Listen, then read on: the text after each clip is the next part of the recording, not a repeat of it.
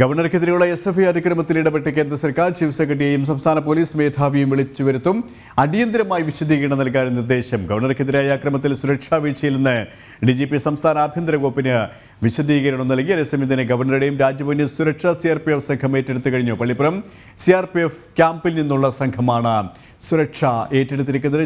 ചന്ദ്രശേഖർ ചേരുകയാണ്. ചന്തു, അല്പസമയം മുമ്പാണ് പോലീസിന്റെ ഉന്നതതല യോഗം അവസാനിച്ചത്. അല്പസമയം മുമ്പ് ശ്യാം സൂചിപ്പിച്ചതുപോലെ തന്നെ DGP സംസ്ഥാന ആഭ്യന്തര മന്ത്രാലയത്തിന് ആഭ്യന്തര വകുപ്പിന് റിപ്പോർട്ട് നൽകിയിരിക്കുകയാണ്. യാതൊരു വിധത്തിലുള്ള സുരക്ഷാ വീഴ്ചയും ഉണ്ടായിട്ടില്ല എന്ന്. പക്ഷേ കേന്ദ്ര ആഭ്യന്തര മന്ത്രാലയം വളരെ ഗൗരവത്തോടെയാണ് വിഷയത്തെ നോക്കിക്കാണുന്നത്. ചീഫ് സെക്രട്ടറിയെയും DGPയെയും വിളിച്ചു വരുത്തും. അടിയന്തരമായിട്ടുള്ള റിപ്പോർട്ട് നൽകാനുള്ള ആവശ്യമാണ് ഇപ്പോൾ നൽകിയിരിക്കുന്നത്. അതായത് സംസ്ഥാന സർക്കാരിൻ്റെ വീഴ്ച, സംസ്ഥാന സർക്കാരിൻ്റെ ഇത്തരത്തിലുള്ള ധാർഷ്ട്യം, അതിനെതിരെ കൃത്യമായ രീതിയിൽ ഗൗരവത്തോടെ മറുപടി നൽകാൻ തന്നെയാണ് കേന്ദ്ര സർക്കാരിൻ്റെ തീരുമാനമല്ലേ? KP, ഈ DGPയുടെ റിപ്പോർട്ട് സ്വാഭാവികമായും പ്രതീക്ഷിച്ചതുപോലെ തന്നെയാണ്. നേരത്തെ ഗവർണർക്കെതിരെ സമാനമായ സംഭവം ഉണ്ടായപ്പോഴും ക്രമസമാധാന ചുമതലയുള്ള ADGP ഇത്തരത്തിൽ തന്നെയായിരുന്നു സംസ്ഥാന പോലീസിനെ ന്യായീകരിച്ചുകൊണ്ടുള്ള ഒരു റിപ്പോർട്ട് തന്നെയായിരുന്നു സമർപ്പിച്ചിരുന്നത്.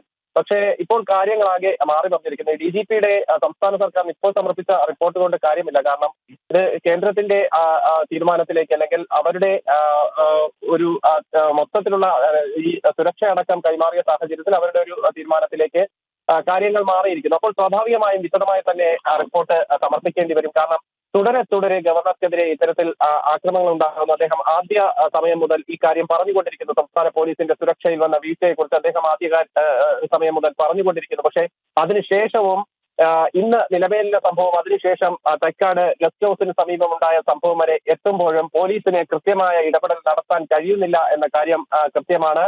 അത് ദൃശ്യങ്ങളിൽ നിന്ന് സഹിതം വ്യക്തമാണ്. പ്രതിഷേധക്കാർ എത്തുമ്പോൾ അവരെ അനുനയിപ്പിച്ച് മടക്കി അയക്കുന്ന ഒരു നടപടികളിലേക്ക് മാത്രമാണ് പോലീസ് സംവിധാനം മാറിയിരിക്കുന്നത്. ആ ഒരു സാഹചര്യം കൃത്യമായി തന്നെ കേന്ദ്ര ആഭ്യന്തര മന്ത്രാലയത്തിനും ആഭ്യന്തര സെക്രട്ടറിക്കും ഒക്കെ വിശദീകരണമായി നൽകേണ്ടി വരും. അത് സംസ്ഥാന ആഭ്യന്തര സെക്രട്ടറിയും ചീഫ് സെക്രട്ടറിയും DGPയും കൃത്യമായി തന്നെ വിശദീകരണം നൽകേണ്ടി വരും. അത് നേരിട്ടുള്ള ഒരു വിളിച്ചു വരുത്തൽ നടപടികളിലേക്ക് കടക്കുക എന്ന് പറയുമ്പോൾ തന്നെ അതിന്റെ ഗുരുതരമായ ഒരു കാര്യം മനസ്സിലാക്കേണ്ടതുണ്ട്.